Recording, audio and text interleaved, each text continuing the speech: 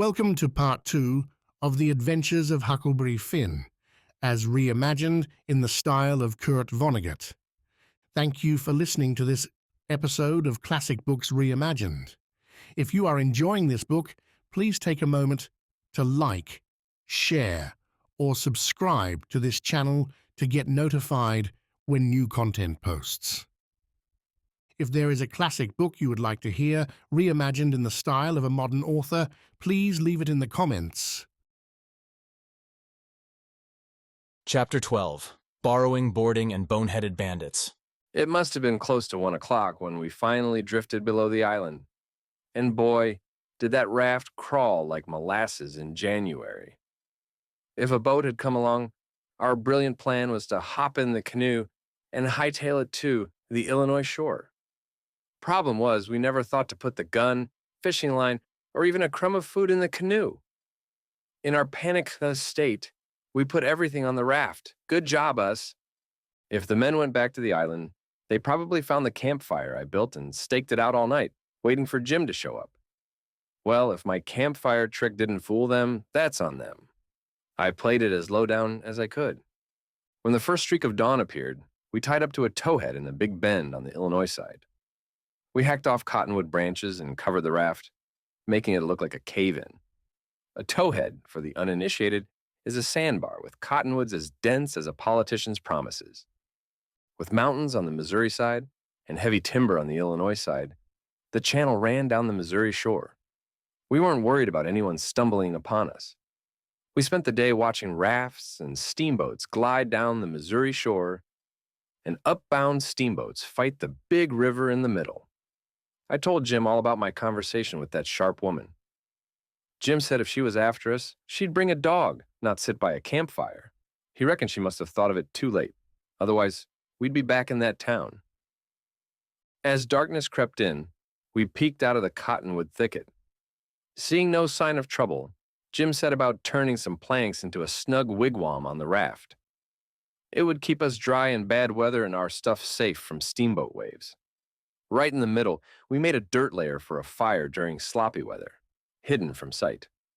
We also crafted an extra steering oar and rigged a stick for the lantern, essential for avoiding steamboat collisions at night. That second night, we floated 7 or 8 hours with a current moving at 4 miles an hour.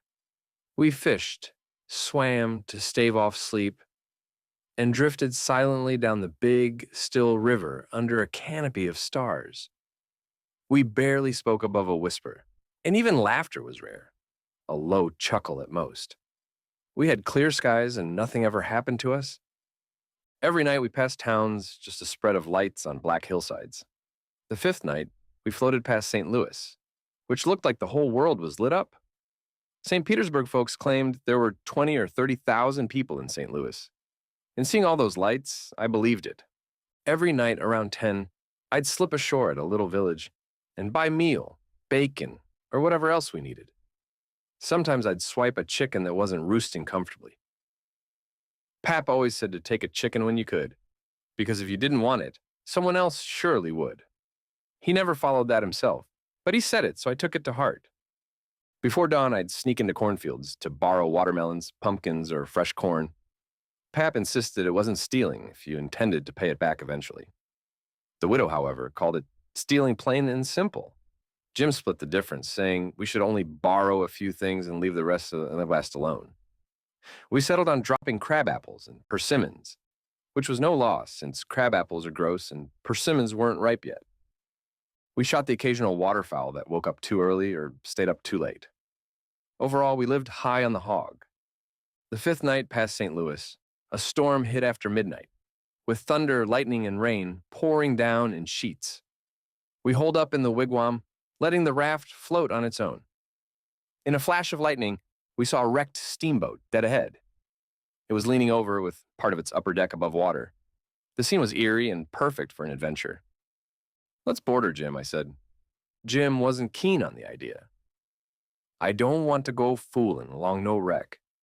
We's doing blame well, and we better let blame well alone, as the good book says.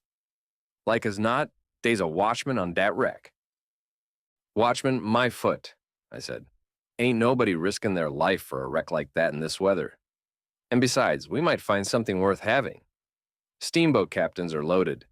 They get $60 a month and spend it like water. Stick a candle in your pocket. I can't rest until we've rummaged through her. Tom Sawyer wouldn't pass up this adventure. He'd call it an expedition and make it look grand. I wish Tom was here. Jim grumbled, but gave in. We fetched the starboard derrick and tied up. We sneaked down the sloping deck towards the Texas, feeling our way into the dark. We reached the skylight and the captain's door, which was open. Down the Texas hall, we saw a light and heard low voices. Jim whispered he felt sick and wanted to leave.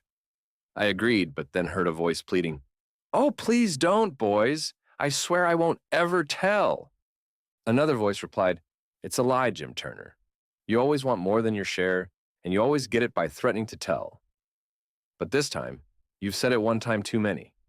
You're the meanest, treacherousest hound in this country." Jim bolted for the raft. I stayed, curiosity burning. Tom Sawyer wouldn't back out now, and neither would I. I crept forward until I was one stateroom away from the cross hall. I saw a man tied up on the floor with two men standing over him, one with a lantern and the other with a pistol. "I'd like to kill you," said the man with the pistol. The tied-up man whimpered, "Oh, please don't, Bill. I ain't ever gonna tell." The man with the lantern laughed. "'Deed you ain't. If we hadn't tied you up, you'd have killed us. But you ain't threatening nobody anymore, Jim Turner.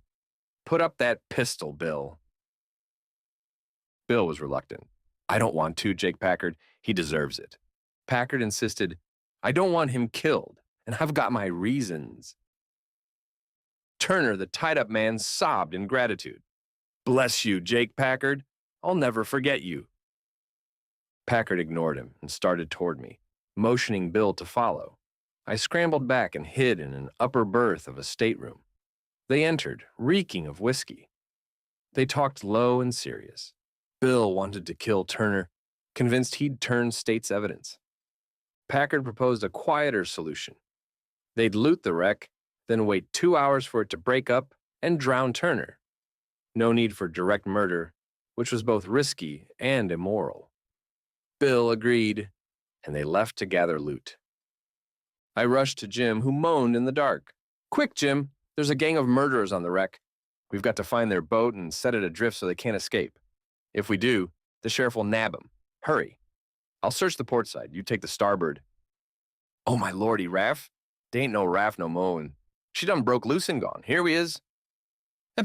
We were in a fix, all right, but there was no time to panic. We had to think fast or end up just like Jim Turner, waiting for the wreck to break apart and take us all downriver.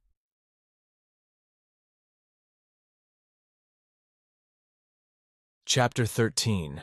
Escaping the sinking ship of fools and other everyday adventures. I caught my breath and nearly fainted, trapped on a sinking wreck with a gang of cutthroats. But it wasn't the time for the fainting or poetic reflection. We had to find a boat, our ticket off this floating coffin. So we quaked and shook our way down the starboard side. It felt like an eternity before we reached the stern, and there was no sign of a boat. Jim, trembling and pale, said he couldn't go any further. His legs were as jelly and his courage as thin as gruel. "Come on," I hissed. "We get left here. We're done for." With grim determination, we pressed on. Finally, we reached the stern of the Texas deck and scrabbled along the skylight, our fingers clinging to the shutters, which were practically submerged. Near the cross-hall door, we found her. The skiff, barely visible, but there all the same. Relief washed over me, but just as I was about to leap aboard, the door creaked open, and one of the men poked his head out, not 2 feet from me. I froze, convinced I was done for, but he jerked back inside and barked, "Heave that damn lantern out of sight, Bill." He tossed a bag into the boat and climbed in. It was Packard. Then Bill followed suit. Packard's voice, low and urgent, said, "All ready! Shove off!" I was hanging on by sheer willpower when Bill stopped, saying, "Hold on, did you go through him?" "No, didn't you?" "Nope. So he's still got his share of the cash." "Well then, come along. No sense in leaving money behind." "Think he'll suspect? Who cares? We need that cash. Come on." They went back inside, the door slamming shut. In a heartbeat, I was in the boat, and Jim tumbled in after me. I whipped out my knife and cut the rope. We drifted away in silence, not daring to breathe. We glided past the wreck, swallowed by the darkness, and were 100 yards downstream in seconds. Safe at last. 300 or 400 yards further, we saw a tiny spark at the Texas door. Those rascals had realized their boat was gone and were in as much trouble as Jim Turner. Jim took up the oars, and we set off to find our raft. As the adrenaline wore off, I began to think about those men. Even murderers didn't deserve to drown. What if I ended up a murderer someday? I told Jim, first light we see, we'll land 100 yards away. I'll get someone to save that gang so they can be hanged properly. That plan was a bust, though, as the storm kicked up worse than ever. Rain poured and no lights showed. Everyone was in bed, I guessed. We boomed down the river, watching for lights, watching for our raft. Eventually the rain let up, but the clouds lingered. Lightning flashed, revealing a black shape ahead.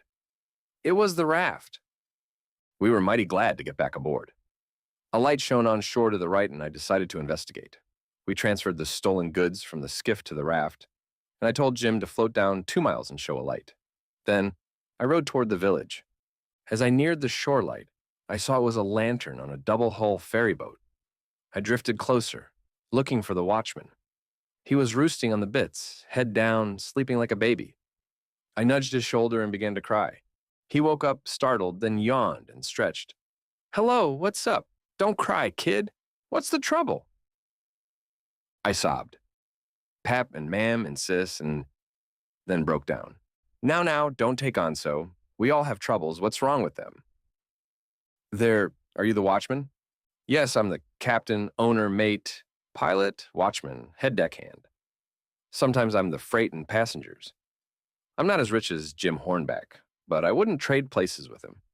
A sailor's life's the life for me, even if I don't have his money. I've told him plenty of times. They're in trouble, I cut in. Pap, Ma'am, Sis, Miss Hooker, all of them. If you'd take your ferry boat and go up there. Up where? Where are they? On the wreck. What wreck? The Walter Scott. Good land, what are they doing there? They didn't go there on purpose. I bet not. They need to get off quick. How did they end up there? Miss Hooker was visiting at Booth's Landing. They lost their steering oar, floated down, and hit the wreck. Everyone but Miss Hooker drowned. We came along later in our trading scow and hit the wreck too. Only Bill Whipple didn't make it. My stars, then what? We hollered, but no one heard us. Pap said someone had to swim ashore for help. I'm the only swimmer. Miss Hooker told me to find her uncle, Jim Hornback. I've been trying to get help ever since. I'd like to help, but who's paying for this? Miss Hooker said her uncle, Jim Hornback, would. Great guns, he's her uncle? You go to that light, turn west, find the tavern, and get to Jim Hornback's place. Tell him I'll have his niece safe before he gets to town. Hurry! I headed for the light, but doubled back, bailed out my skiff, and tucked myself among some wood boats, waiting to see the ferry boat start. I felt a strange satisfaction, knowing I was helping those scoundrels. The widow would be proud. Soon the wreck came drifting along, ghostly in the dim light. A shiver ran through me, but I struck out for it. It was sinking fast. I pulled around and hollered, but there was no answer. I felt a pang for the gang, but I figured if they could handle it, so could I. Then the ferry boat arrived. I moved to the middle of the river, out of sight. They searched the wreck, but found nothing and left. I rowed downstream exhausted until Jim's light finally appeared. We hid the raft, sank the skiff, and collapsed, sleeping like the dead.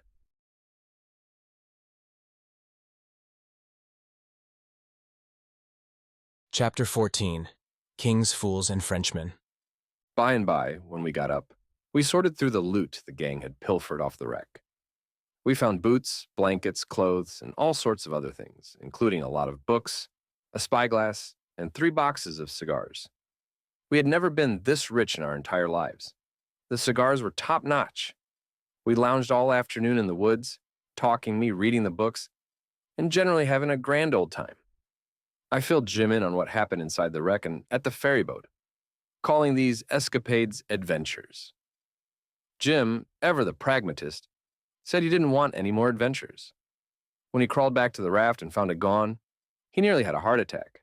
If he didn't drown, he figured he'd be captured and sent back to Miss Watson, who'd sell him south for sure. As always, Jim had a point. I read to Jim about kings and dukes and earls, their fancy clothes, and how they addressed each other with titles like Your Majesty, Your Grace, and Your Lordship. Jim's eyes bugged out in fascination. I didn't know there was so many of them, he said. I only heard about old King Solomon, unless you count the kings in a deck of cards. How much do a king get? Get? Why, they get $1,000 a month if they want it. They can have just as much as they want. Everything belongs to them. Ain't that grand, and what do they got to do, Huck? They don't do nothing. Why, how you talk, they just sit around. No, is that so? Of course it is. They just sit around, except maybe when there's a war, then they go to the war. But other times they just lazy around or go hawking, just hawking and shh. Did you hear a noise? We jumped up, but it was just the distant flutter of a steamboat's wheel. So we relaxed. Yes, I said. And other times, when things are slow, they mess with the parliament. And if people don't go along, they chop their heads off. But mostly they hang around the harem. Round the which? Harem. What's the harem? It's the place where they keep their wives. Solomon had one. He had about 1 million wives. Why, yes, that's so. I'd done forgot it. A harem's a boarding house, I reckon. Most likely they have rackety times in the nursery.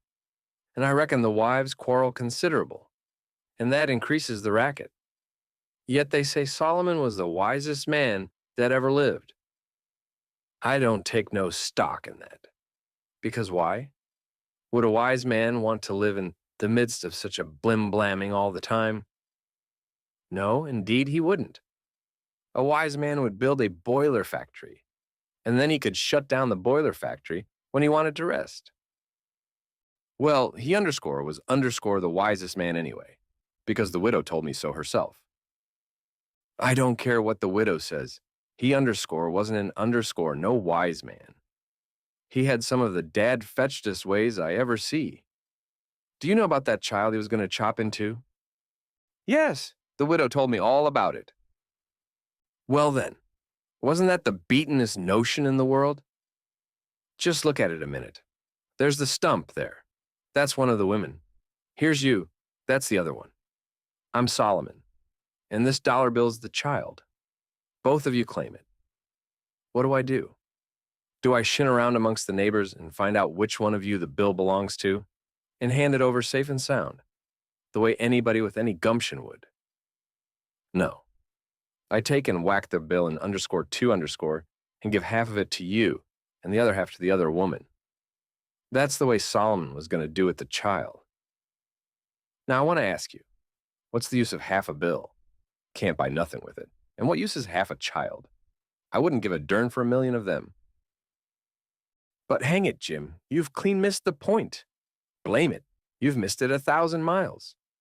Who? Me? Go along.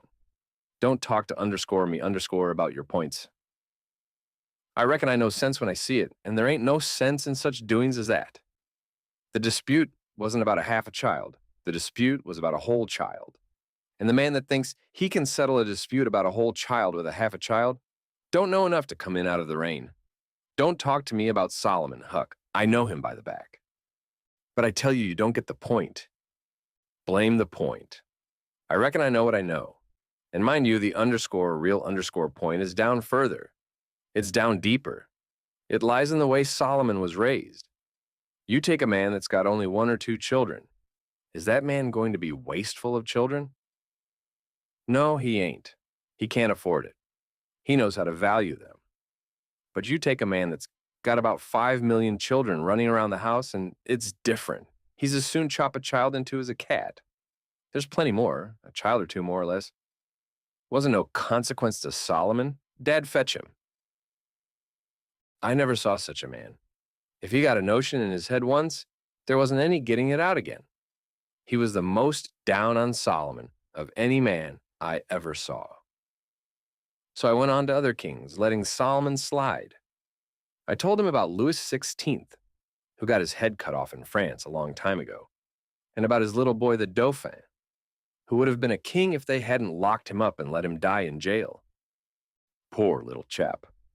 But some say he escaped and came to America. That's good, but he'll be pretty lonesome. There ain't no kings here, is there, Huck? No. Then he can't get no situation. What's he going to do? Well, I don't know. Some of them get on the police force, and some of them teach people how to speak French. Why, Huck, don't the French people talk the same way we do? No, Jim, you couldn't understand a word they said, not a single word. Well, now I'd be ding-busted. How does that come? I don't know, but it's so. I got some of their jabber out of a book. Suppose a man was to come to you and say, "Parlez-vous français?" What would you think? I wouldn't think nothing. I'd take and bust him over the head. That is, if he wasn't white. I wouldn't allow no black man to call me that. Shucks, it ain't calling you anything. It's only saying, "Do you know how to talk French?" Well, then why couldn't he underscore or say underscore it? Why he underscore is underscore saying it. That's a Frenchman's way of saying it. Well, it's a blame ridiculous way, and I don't want to hear no more about it. There ain't no sense in it. Looky here, Jim. Does a cat talk like we do? No, a cat don't.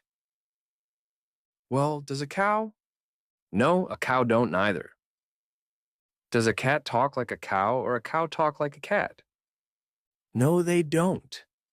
Yeah, it's natural and right for them to talk different from each other, ain't it? Of course. And ain't it natural and right for a cat and a cow to talk different from underscore us? Underscore. Why, most surely it is. Well then, why ain't it natural and right for an underscore Frenchman underscore to talk different from us? You answer me that. Is a cat a man, Huck? No. Well then, there ain't no sense in a cat talking like a man. Is a cow a man? Or is a cow a cat? No, she ain't either of them. Well, then she ain't got no business talking like either one or the other. Is a Frenchman a man? Yes. Well then, Dad blame it. Why don't he underscore talk underscore like a man? You answer me underscore that. Underscore. I saw it wasn't any use wasting words. You can't teach a man to argue if he doesn't want to. So I quit.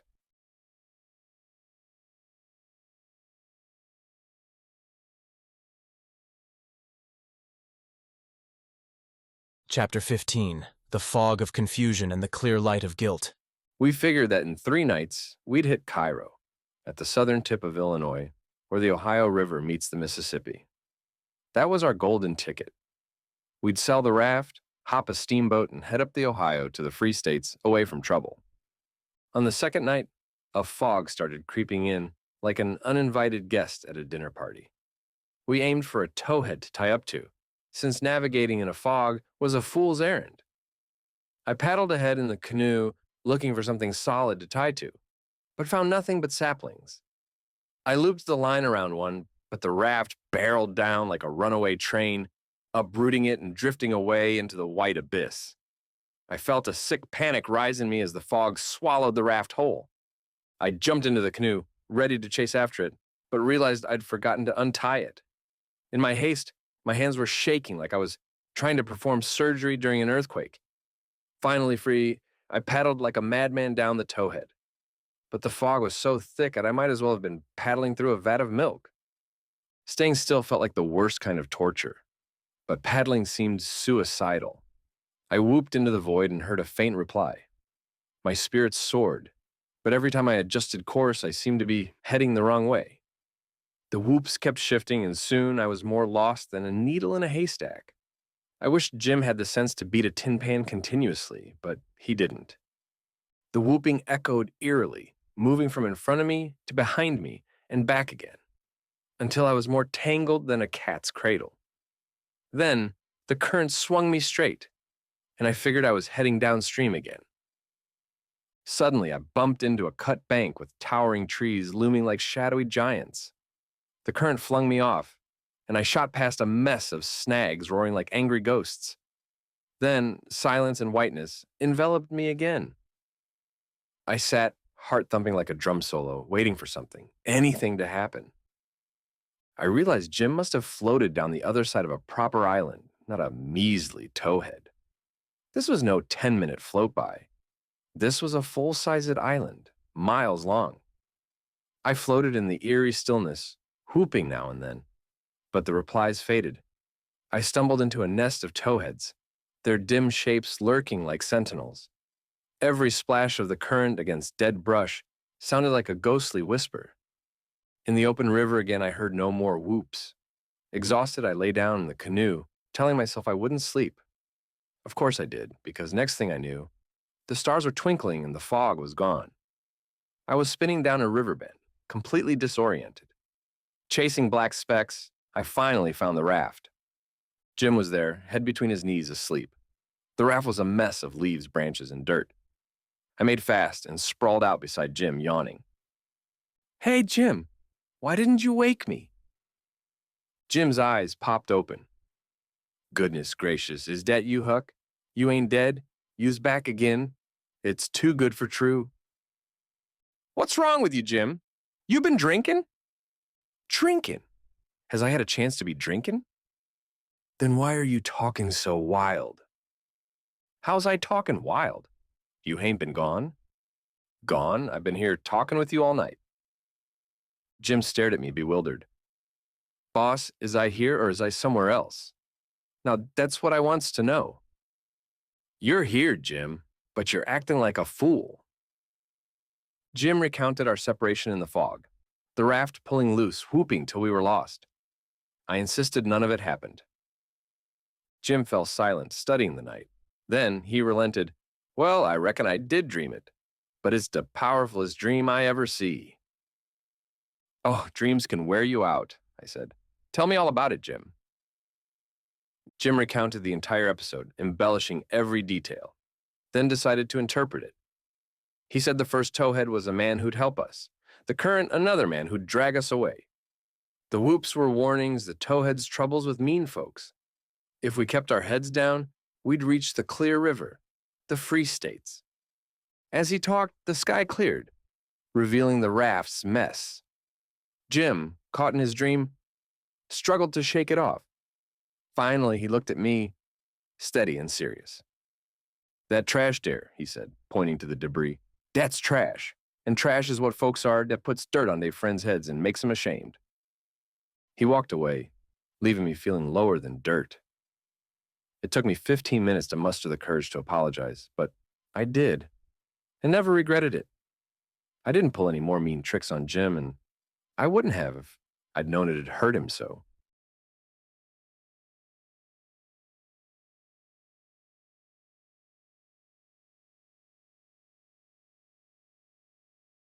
Chapter 16. Expectation, Deception, and a Near-Death Experience. We slept through most of the day, nestled in the thick cottonwoods, hiding from the world. Nightfall was our cue to get moving again. As darkness cloaked the river, we found ourselves following a colossal raft, a veritable floating kingdom. This raft was something else. 5 wigwams spaced apart, 4 long sweeps at each end, and a blazing campfire in the center, crowned by flagpoles on both ends. It looked like a carnival on water, and being a raftsman on such a grand vessel must have felt like being royalty. As we drifted into a wide bend, the air grew heavy and hot, the night sky darkened by clouds. The river stretched wide, with dense, unbroken timber walls on either side. There wasn't a light or a break to be seen. Jim and I discussed Cairo, pondering whether we'd recognize it when we arrived. I doubted it, given there were only a dozen houses there.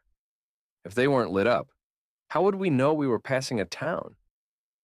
Jim pointed out that the junction of the 2 big rivers would be a clear sign, but I suggested we might mistake it for the foot of an island and think we were still on the same old river.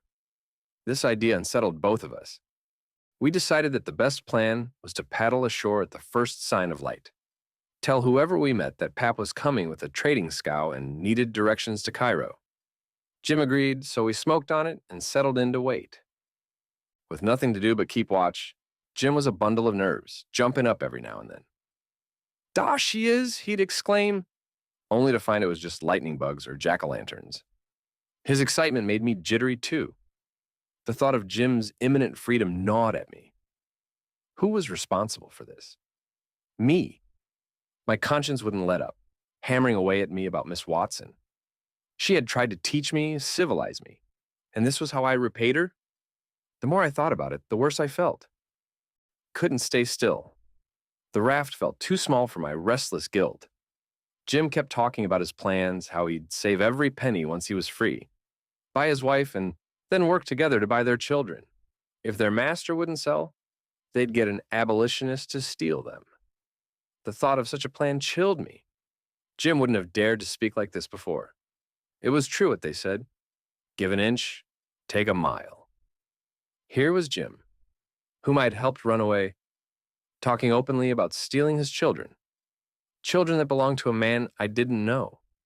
A man who'd done me no harm. I felt lower than ever. My conscience wouldn't shut up, telling me to paddle ashore at the first light and turn Jim in. Just when I decided to do it, Jim's gratitude hit me hard. He called me his best friend, the only friend he had now. It drained all the resolve out of me. Still, I couldn't shake the idea that I had to do it. Then, as if the universe were testing me, a skiff with 2 armed men came along. They asked about my companion, and I froze. Words wouldn't come. Finally, I managed to say, "He's white," and spun a tale about my sick family needing help to tow the raft ashore. The men backed off, fearing smallpox, and offered us money and advice to float 20 miles downstream. Back on the raft, I felt worse than ever. Was turning Jim in really the right thing? Would I feel better? No, I'd feel just as bad. Why learn to do right when wrong was easier and the outcome the same? Stuck in my thoughts, I decided to go with what came naturally. Jim, hiding under the stern oar, praised my quick thinking, and we counted the money, $20 apiece, enough for deck passage on a steamboat to the Free States. We continued downriver, hiding the raft during the day and drifting at night.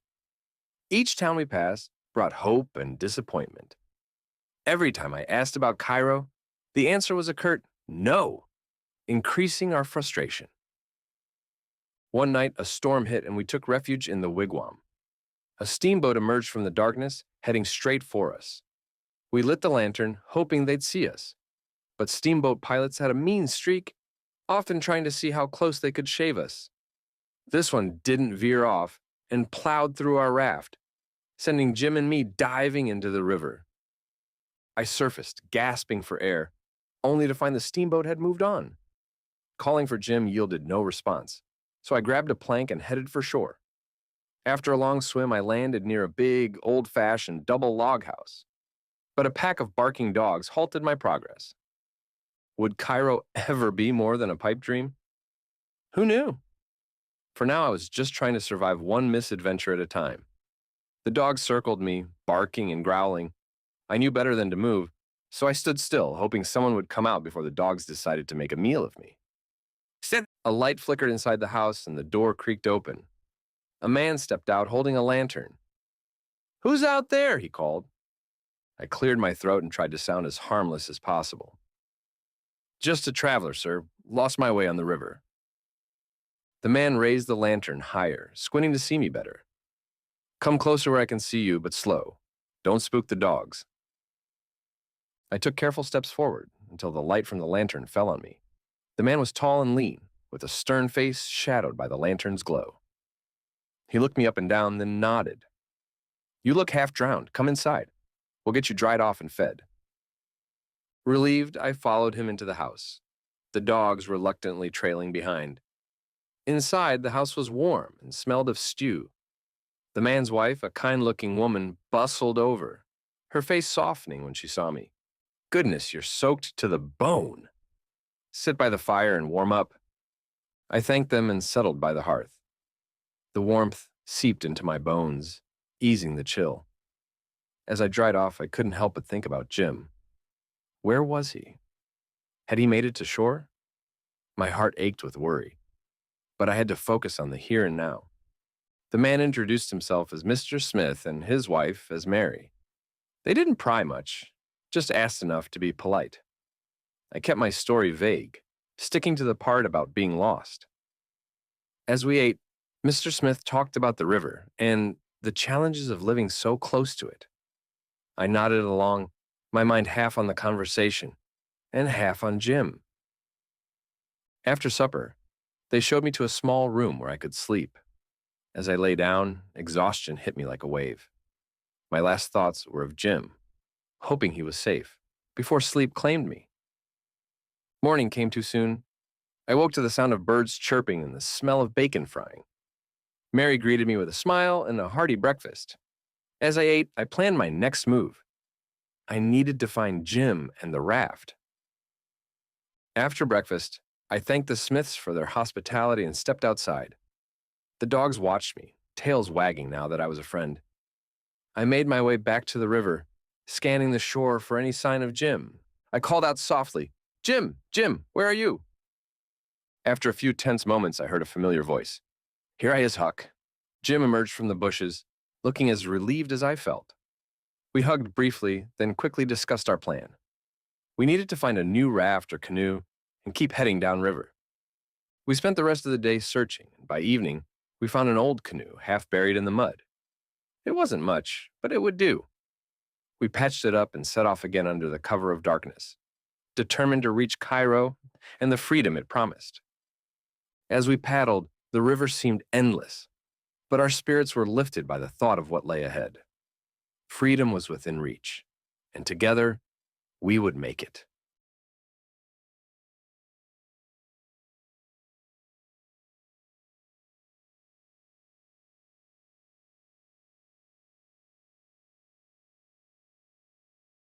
Chapter 17. Welcome to the dysfunctional farm of Arkansas. In about a minute, someone hollered out of the window without bothering to stick their head out, saying, "Hey, knock it off, boys. Who's out there?" I said, "It's me." "Who's me?" "George Jackson, sir." "What do you want?" "I don't want anything, sir. Just trying to pass by, but your dogs have other plans." "What are you skulking around here for at this hour, huh?" "I wasn't skulking, sir. I fell off a steamboat." "Oh, you did you? Light up someone. What's your name again?" "George Jackson, sir. Just a boy." "All right, George Jackson, if you're telling the truth, you've got nothing to fear. But don't move an inch. Stand right there. Bob, Tom, get the guns. George Jackson, are you alone?" "Yes, sir, all by myself." I heard folks stirring in the house and saw a light. The man shouted, "Move that light, Betsy, you old fool. Put it on the floor behind the door. Bob, Tom, are you ready? Take your positions." "All set." "Now, George Jackson, you know the Shepherdsons?" "No, sir, never heard of them." "Well, maybe you have, maybe you haven't. Ready? Step forward, George Jackson. Slow and steady. If there's anyone with you, they better stay hidden or they'll get shot. Come along now. Slow. Push the door open just enough to squeeze in. Got it?" I couldn't have hurried if I wanted to. I took one slow step at a time, heart pounding like a drum solo. The dogs were silent but followed me. When I reached the doorsteps, I heard locks and bolts being undone. I pushed the door open slowly until someone said, "That's enough. Stick your head in." I did, expecting it might get shot off. The candle on the floor lit up the room, showing 3 men with guns pointed at me, making me wince. The oldest was gray-haired, around 60. The others 30 or more, all fine and handsome. There was a sweet old lady and 2 young women in the background. The old man said, "All right, come in." Once inside, he locked and barred the door and told the young men to join him with their guns in the big parlor with the new rag carpet. They inspected me and decided, he ain't a Shepherdson. Nope, not a trace. Then the old man asked if I'd mind being searched for weapons, reassuring it was just a precaution. He felt me over, declared me harmless, and told me to make myself at home. The old lady said, "Bless you, Saul. The poor boy's soaked and probably hungry too." "You're right, Rachel, I forgot." So the old lady said, "Betsy," a black woman, "get him something to eat, quick. One of you girls, wake Buck. Oh, here he is. Buck, get this boy into dry clothes." Buck, around my age but a bit bigger, came in yawning and rubbing his eyes, dragging a gun. He asked, No Shepherdsons? Nope, false alarm, they said. Well, Buck said, if they were here, I reckon I'd get one. Everyone laughed, and Bob said, Buck, they could have scalped us all while you were slow poking. Nobody came for me, and it's unfair. I never get a chance. Patience, Buck, said the old man. You'll have your chance soon enough. Now do as your mother said. Upstairs, Buck got me dry clothes. As I changed, he asked my name, but quickly switched to talking about catching a blue jay and a rabbit. He then asked, where was Moses when the candle went out? I said I didn't know, never heard of it. Guess, he said. How can I guess when I don't know? Just guess. Which candle? Any candle. I don't know, where was he? In the dark, he exclaimed. If you knew, why ask? It's a riddle, see? How long you staying? You should stay forever. We'll have fun. No school now. Got a dog? I do. He fetches sticks. Do you comb your hair Sundays? I hate it, but Mom makes me. These breeches are annoying, but I'll wear them. Ready? Let's go, pal. Downstairs, I ate cold corn pone, corned beef, butter, and buttermilk. Nothing tasted better. Everyone except Betsy and the young women smoked pipes. They all asked questions. I told them about my family in Arkansas, how my sister Mary Ann eloped. Bill went after her and vanished. Tom and Mort died, leaving just me and Pap. When Pap died, I took what little we had and set off up the river, fell overboard, and ended up here. They said I could stay as long as I liked. It was nearly daylight when everyone went to bed. I slept with Buck, and when I woke up, I couldn't remember my name. I lay there an hour trying to recall it. When Buck woke, I asked, "Can you spell, Buck?" "Yes," he said. "Bet you can't spell my name," I said. "I bet I can," he said. "Go ahead," I said. Georgejaxon there, he said. "Well, you did it, but I didn't think you could." I wrote it down privately to be ready if asked again. The family was wonderful, and the house was the fanciest I'd seen. No iron latch or buckskin string on the door, but a brass knob. No bed in the parlor, which had a brick fireplace, brass andiron, a clock with a painted town, and a swing pendulum. There were big ceramic parrots, squeaky crockery animals, and turkey wing fans. The table had a crockery fruit basket, fake fruit, and an oilcloth cover with a spread eagle design from Philadelphia. There were books, a big family Bible, Pilgrim's Progress asterisk, Friendship's Offering asterisk, asterisk Henry Clay's Speeches asterisk, asterisk Dr. Gunn's Family Medicine asterisk, a hymn book, and more. The chairs were solid and comfortable. The walls had pictures, Washington's, Lafayette's, battles, and sentimental crayon drawings by a deceased daughter, Emmeline.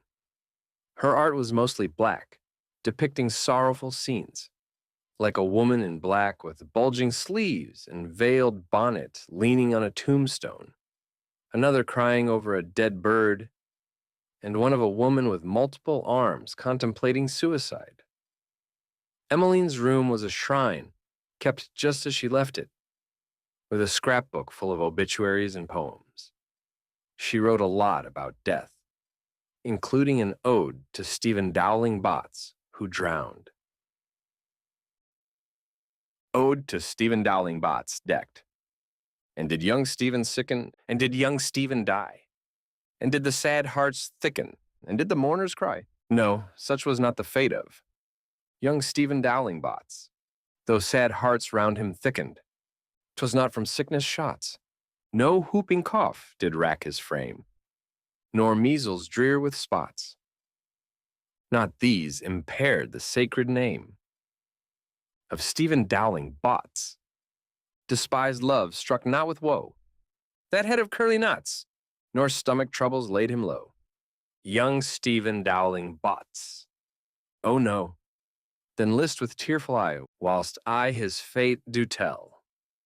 His soul did from this cold world fly, by falling down a well. They got him out and emptied him. Alas, it was too late. His spirit was gone for to sport aloft in the realms of the good and great. Emmeline's poetry flowed effortlessly. Buck said she never had to stop to think, and she could write about anything sad. She always wrote tributes for the deceased. The doctor was first, then Emmeline, then the undertaker. Once she struggled with a rhyme for a name, Whistler, and it affected her deeply. Despite her sad art and poetry, Emmeline's room was kept lovingly. The old lady often sewed and read her Bible there. The parlor had lovely white curtains with painted scenes, an old piano, and the young ladies played The Last Link is Broken and The Battle of Prague. The house had plastered walls, carpeted floors, and was whitewashed outside. It was a double house with an open space in the middle, where they sometimes dined. The cooking was superb and plentiful. Nothing could be better.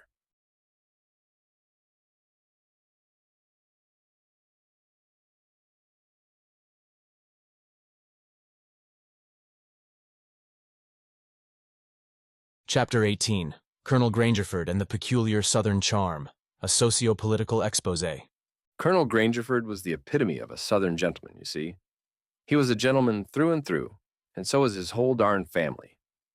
Born into wealth and prestige, his lineage was as valued as a thoroughbred's, according to the widow Douglas. And everyone knew she was the aristocracy of our town. Even Pap, who was about as refined as a mudcat, respected the Grangerford name. Colonel Grangerford was tall and slim, with a complexion that could only be described as vampiric pallor. His face, clean-shaven every morning, was all sharp angles, and his eyes, black as coal, seemed to peer out from cavernous depths. His high forehead and shoulder-length black hair added to his menacing demeanor. His daily attire was so blindingly white that it probably caused temporary blindness to those who stared too long. On Sundays, he upped his game with a blue tailcoat adorned with brass buttons and a mahogany cane topped with a silver head. Frivolity had no place in his life. He was always the picture of stoic refinement. Yet his kindness was palpable. You could feel it and thus trust him. When he smiled, it was like a rare eclipse. But when his temper flared, you wanted to climb the nearest tree and wait for the storm to pass. Morning rituals in the Grangerford household were something out of a feudal fantasy. The entire family would rise and greet the colonel and his wife, standing until they were seated. Tom and Bob would then mix a glass of bitters for the colonel, followed by their own. They'd toast, sip, and then mix a watered-down version for Buck and me. Bob and Tom were tall, handsome men, broad-shouldered with sun-kissed faces and flowing black hair. They dressed like the colonel and wore broad Panama hats, exuding an effortless elegance. Miss Charlotte, at 25, was a regal beauty with a gaze that could melt iron if she was in a mood. Otherwise, she was the epitome of Southern charm. Her sister, Miss Sophia, at 20, was the polar opposite, gentle, sweet, and demure, like a dove. Each family member had their own personal servant. My assigned servant had an easy time, since I wasn't used to being waited on, but Buck's servant was always on the go. The family used to be larger, with 3 sons who had perished and Emmeline, who had died. The colonel owned a vast number of farms and over 100 slaves. Visitors often came from miles around, staying for days, engaging in various festivities, from river outings to grand balls.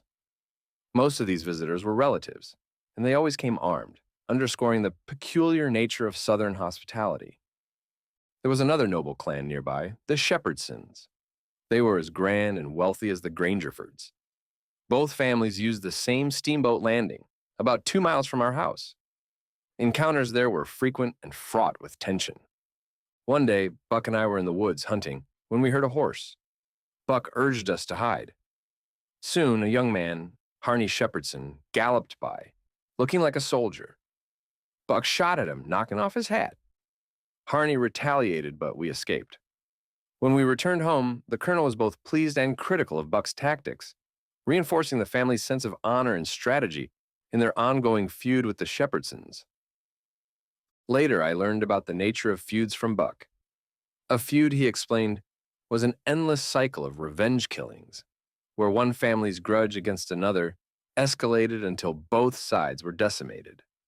This particular feud had been going on for 30 years, sparked by a lawsuit, and had resulted in numerous deaths.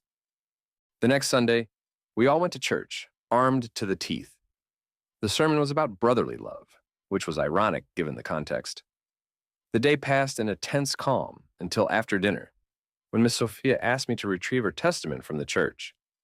Inside it, I found a note with 2:30 written on it. Curious and suspicious, I delivered the note to her without comment. Later, I found my servant Jack, who led me to a swamp where, to my astonishment, I found Jim. He had been hiding there, receiving food and supplies from local slaves, who helped him avoid detection. Jim revealed that our raft had been found and repaired, ready for our escape. I decided not to return to the Grangerford house and made my way to the riverbank. There, I found Buck and another boy engaged in a deadly skirmish with the Shepherdsons. The feud had erupted into open violence. Buck and his cousin Joe were killed in the crossfire. Traumatized, I decided to leave the Grangerfords for good. I found Jim and our raft, and we set off down the Mississippi once more. The sense of freedom on the raft was a stark contrast to the confined, violent world we had left behind. There's no place like a raft, open, free, and unburdened by the complexities of society. As we drifted downriver, I reflected on the madness of the feud and the arbitrary violence it wrought.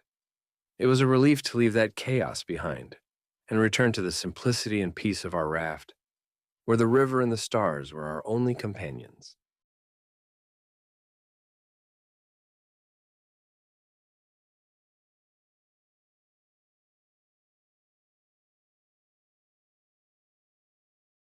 Chapter 19. The Aristocratic Feud and the Raft Rescue. Colonel Grangerford wasn't just a man.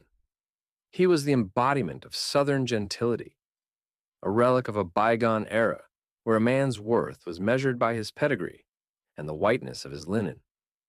He was a walking, talking illustration of the Widow Douglas's belief that good breeding in a man was as essential as it was in a horse. This coming from a woman whose lineage was as revered as a family of blue-blooded mudcats. Colonel Grangerford stood tall and lean, with a complexion that seemed to have never met the sun. Every morning his face was as clean-shaven as a marble statue, and he dressed in white linen so bright it could blind you on a sunny day. On Sundays, he donned a blue tailcoat with brass buttons, and always carried a mahogany cane with a silver head, as if he might need to knight someone at any moment. His demeanor was quiet and kind, but when he straightened up and glared, it was like witnessing a solar eclipse. You wanted to take cover and find out what went wrong later. The family had a ritual every morning. When Colonel Grangerford and the old lady descended from their chambers, the whole household rose like a chorus of obedient sunflowers. Tom and Bob would fix drinks at the sideboard, and they'd toast the day like aristocrats.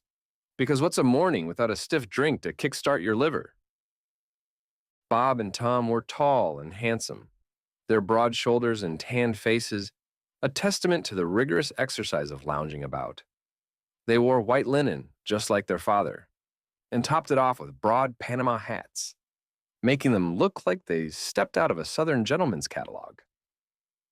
Miss Charlotte, a statuesque 25-year-old, carried herself with a regal air, though she could scorch the earth with a glance if you crossed her. Her sister, Miss Sophia, was the yin to her yang, gentle and sweet, like a Southern belle should be. Each family member had their own personal servant, Buck included. My own assigned servant had the easiest job in the world, given I was more self-sufficient than a cactus in a desert. The Grangerfords had once boasted a larger family, but 3 sons had met untimely ends, and Emmeline, the resident poet and artist of morbid sentimentality, had died young. Colonel Grangerford owned numerous farms and over 100 slaves. Their estate was the epicenter of social events, drawing kin from miles around for gatherings that were part social, part survival training, considering everyone was armed to the teeth. The neighboring aristocrats, the Shepherdsons, matched the Grangerfords in wealth and pride. Their shared steamboat landing often became a stage for their simmering feud. One day, Buck and I were out hunting when we heard a horse. Buck whispered urgently, "Quick, jump for the woods!" We did, peering through the foliage, as a young man galloped by, gun across his pommel. It was Harney Shepherdson. Buck fired his gun, and Harney's hat went flying. Harney charged our hiding spot, but we fled, zigzagging through the woods. We made it home breathless, where the old man, instead of scolding, simply asked, "Why didn't you face him like a man?" "The Shepherdsons don't, Father. They always take advantage," Buck replied. Miss Charlotte held her head high, eyes blazing with fury. Miss Sophia paled, but recovered when she heard Harney wasn't hurt. Later, I cornered Buck by the corn cribs. "Did you want to kill him, Buck?" "Well, I bet I did." "What did he do to you?" "Nothing, only it's on account of the feud." "What's a feud?" Buck explained it was a family tradition of killing each other over forgotten grievances. "It's kind of slow and takes a long time," he concluded.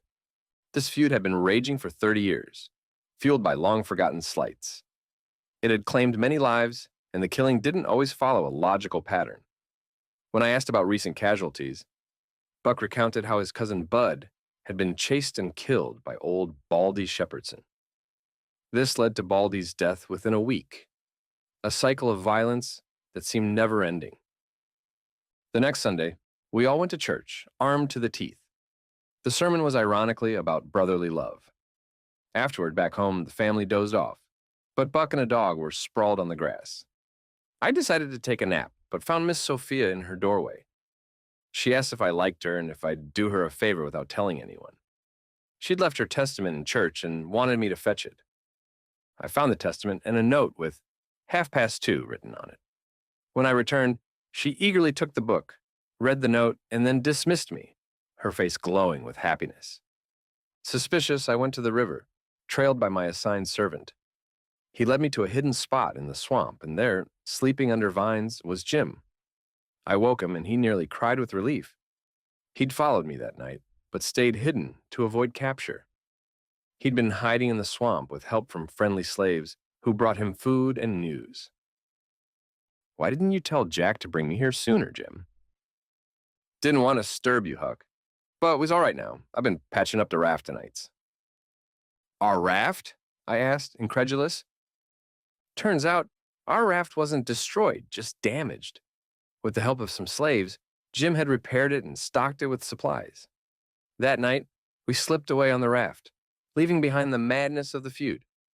We drifted down the Mississippi, the cool night air bringing a sense of peace. Jim prepared corn dodgers, buttermilk, pork, cabbage, and greens. There's no better meal when cooked right. We felt free and comfortable on our raft, far from the feuds and the rigid confines of civilization. There really is no place like a raft.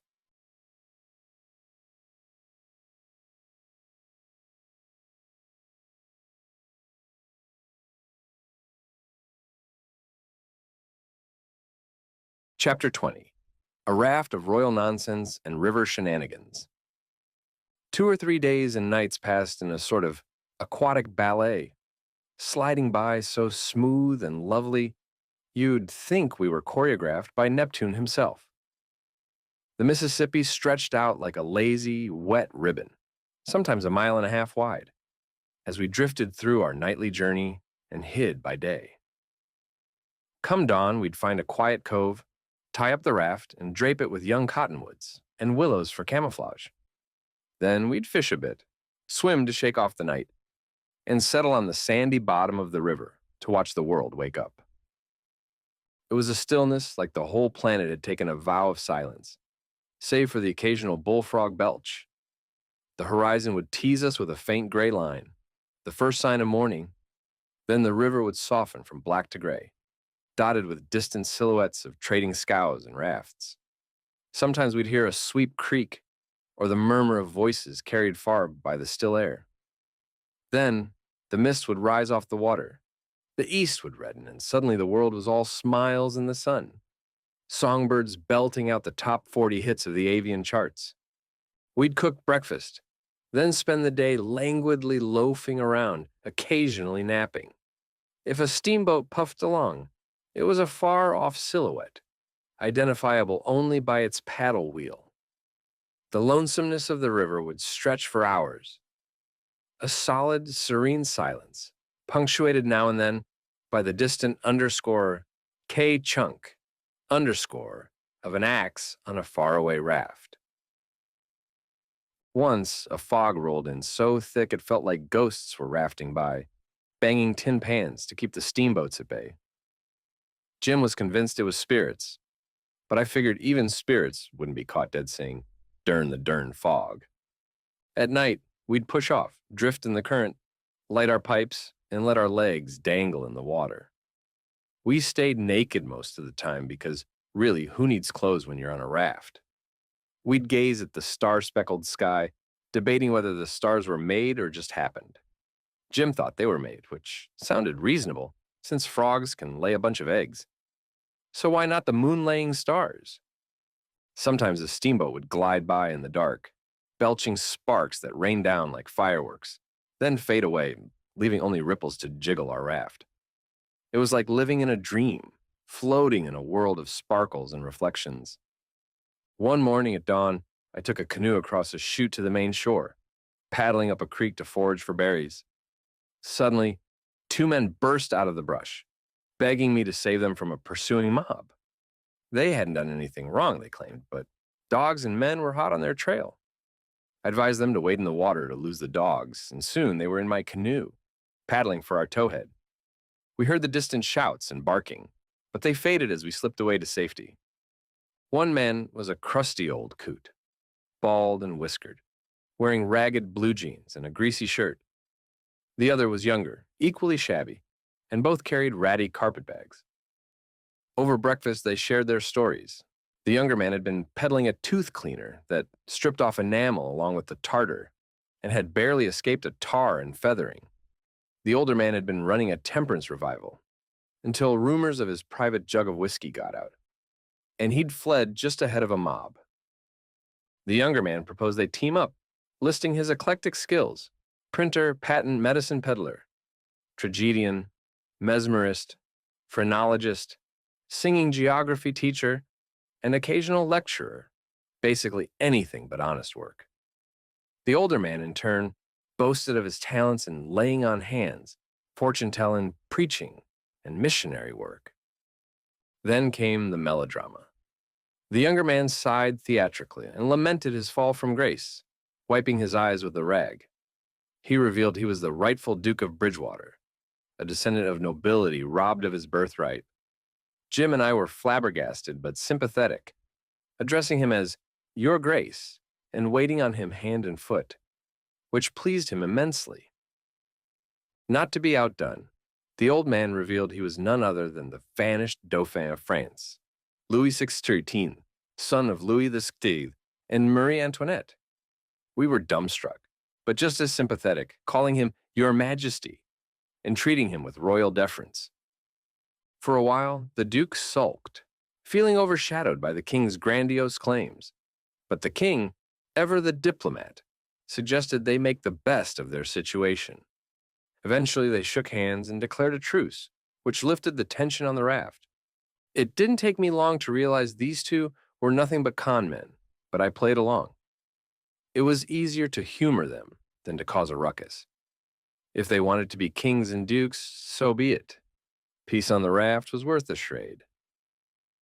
As Pap always said, it's best to let people have their way, especially when their way is less trouble than fighting it.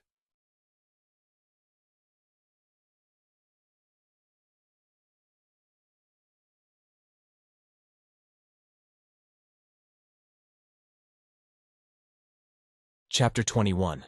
Huck's Guide to the Gullible, the Great Camp Meeting Caper, and a Touch of Theatrical Deceit. The self-proclaimed Duke and King asked us a boatload of questions, wanting to know why we had covered up the raft and only traveled at night. Naturally, they suspected Jim might be a runaway. So I put on my best innocent face and said, "Goodness sakes, would a runaway slave head south?" They chewed on that for a bit, eventually agreeing that no, he wouldn't. But I still had to spin a tale to cover our tracks. So I said, well, my folks were living in Pike County, Missouri, where I was born. They all died off except Pa, my brother Ike, and me. Pa decided to move us down to Uncle Ben's one-horse place on the river, 44 miles below New Orleans. But Pa was poor and had debts. After squaring up, all we had left was $16 and our slave, Jim. That wasn't enough to get us 1,400 miles, not even deck passage.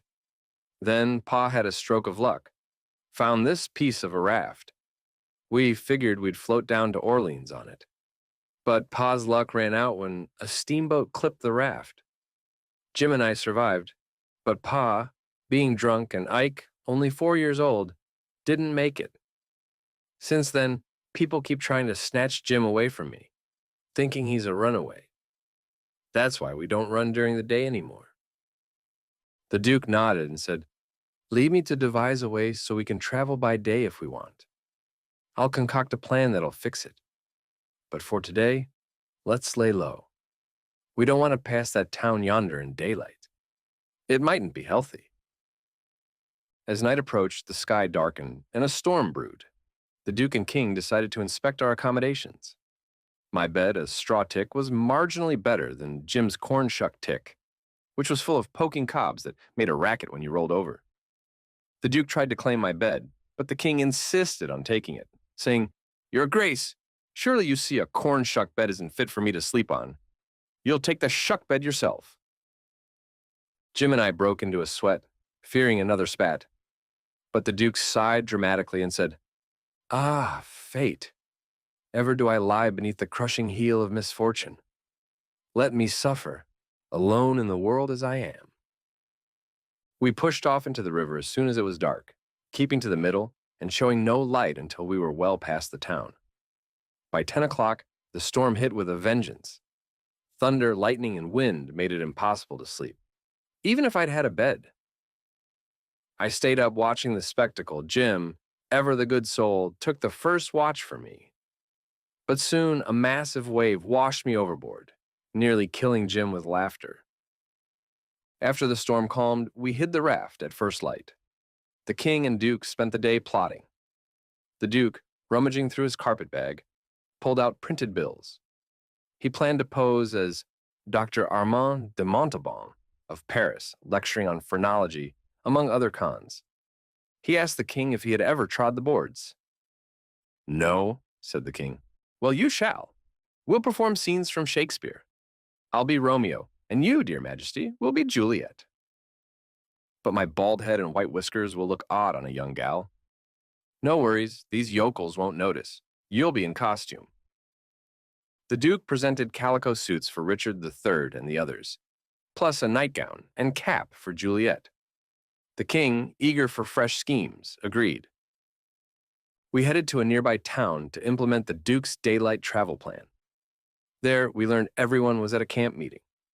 The King decided to work the crowd, while the Duke sought the printing office. We arrived at the meeting, dripping with sweat, and saw 1,000 people listening to fervent preaching. The King soon got into the spirit, claiming to be a reformed pirate, stirring the crowd to tears and collecting a generous donation. Back on the raft, the King counted his haul, $87.75, plus a jug of whiskey. He boasted it was his best day in the missionary line. The Duke, having printed some handbills and made $9.50, felt overshadowed. The Duke had also printed a fake runaway slave notice for Jim, complete with a detailed description and a reward offer. His plan was to tie up Jim during the day and show the notice, claiming we were taking him back for the reward. We all agreed the Duke was clever and could now travel by day if needed. That night, we left quietly, only lighting our lantern once we were well clear of town. When Jim woke me for the watch, he asked, Huck, do you reckon we'll run into any more kings on this trip? No, I said, I reckon not. Good, he said. 1 or 2 kings are enough. This one's powerful drunk and the Duke ain't much better. Jim had tried to get the King to speak French, but the King claimed he had forgotten it due to his troubles. As we drifted down the river, I reflected on the absurdity of it all. pirates, fake nobility, camp meetings, and con games. Life on the river was never dull, and somehow, amidst the chaos, I felt a strange sense of freedom.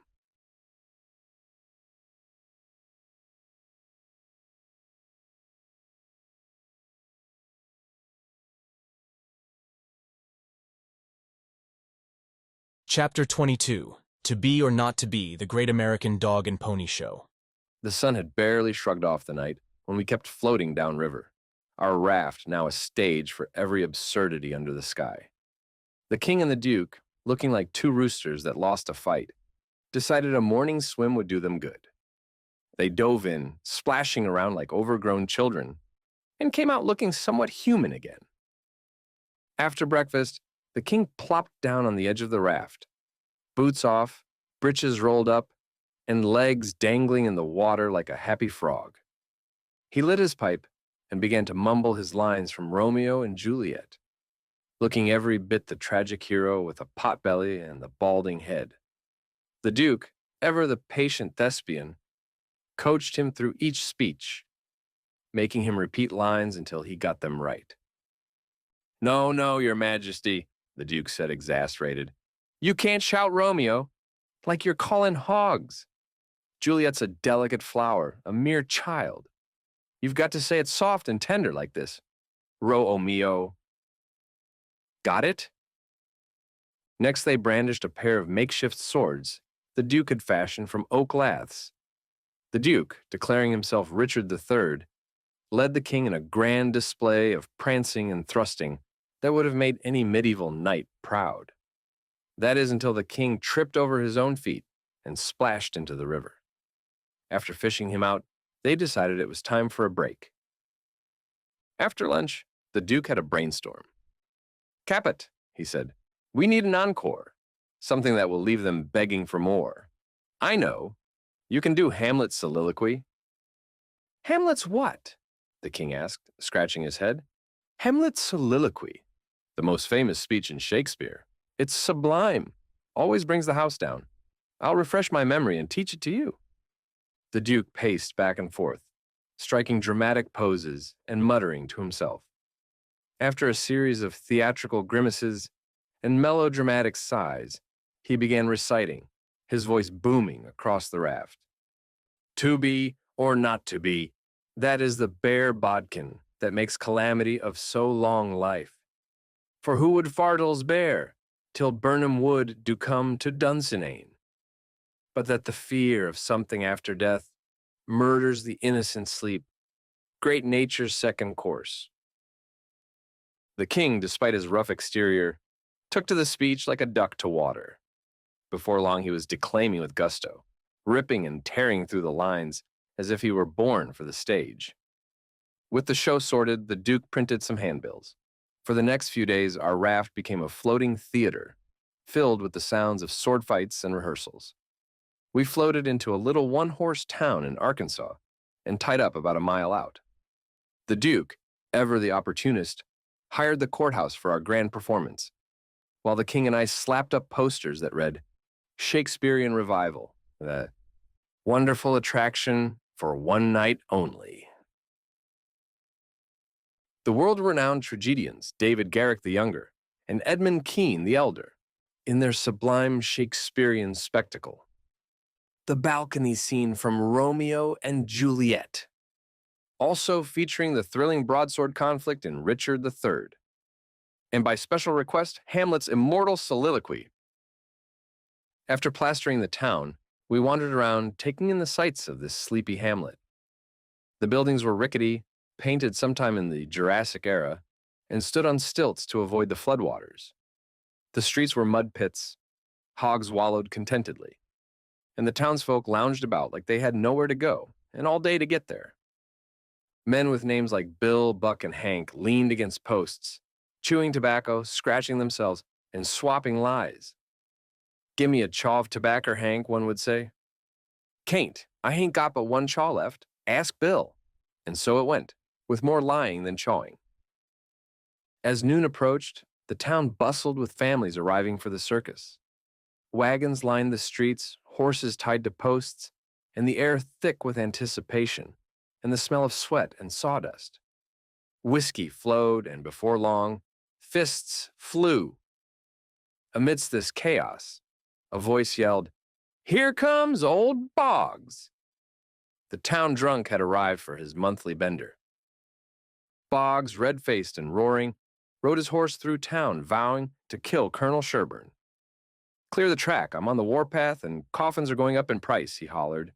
The townsfolk laughed and egged him on, knowing he was harmless. Boggs stopped outside the biggest store and hollered for Sherburne. The colonel, a dignified man, stepped out and, with icy calm, told Boggs he had until 1 o'clock to shut up. If he didn't, there'd be consequences. The crowd fell silent as the clock ticked down. Despite warnings and pleas, Boggs kept ranting.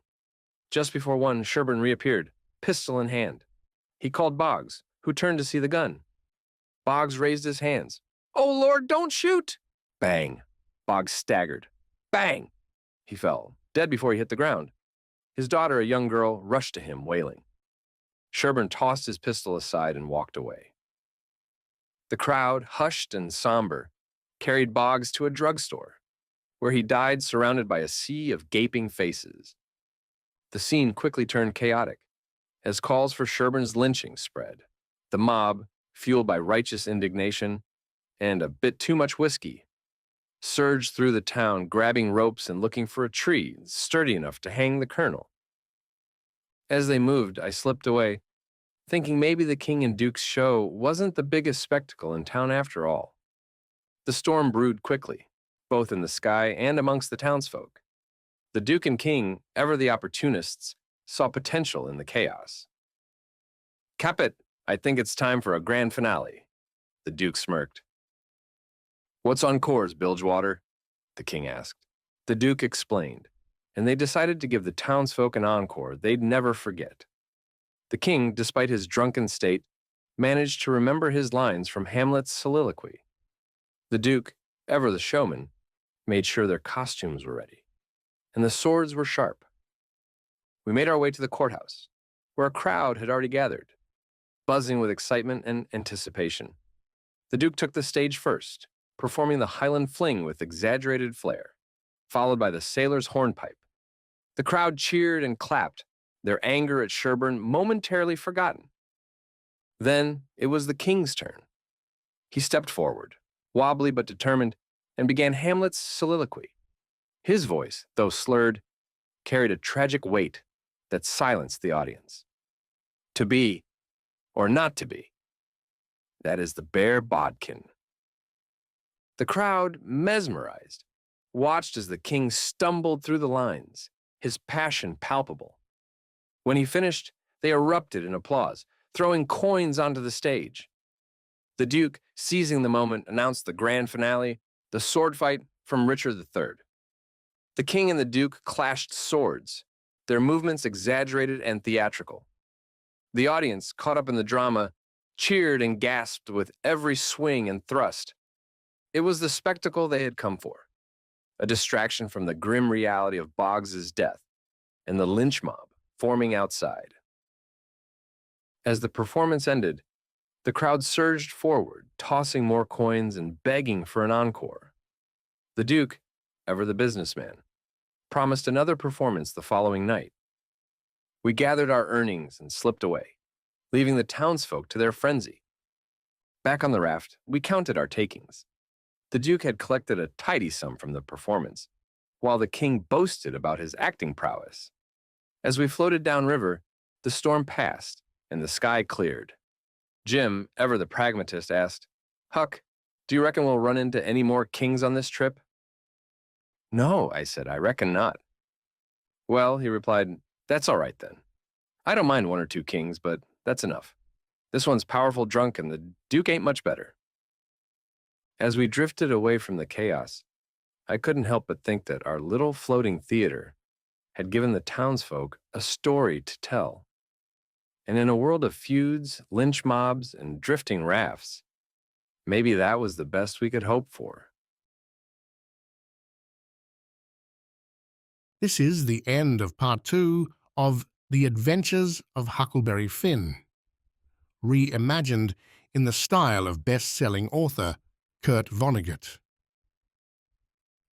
If you are enjoying this classic book reimagined, please take a moment to like this video and subscribe to the Classic Books Reimagined channel, Part 3, as well as the remaining episodes of The Adventures of Huckleberry Finn can be found in the playlist. Thank you for listening. We will see you in the next episode.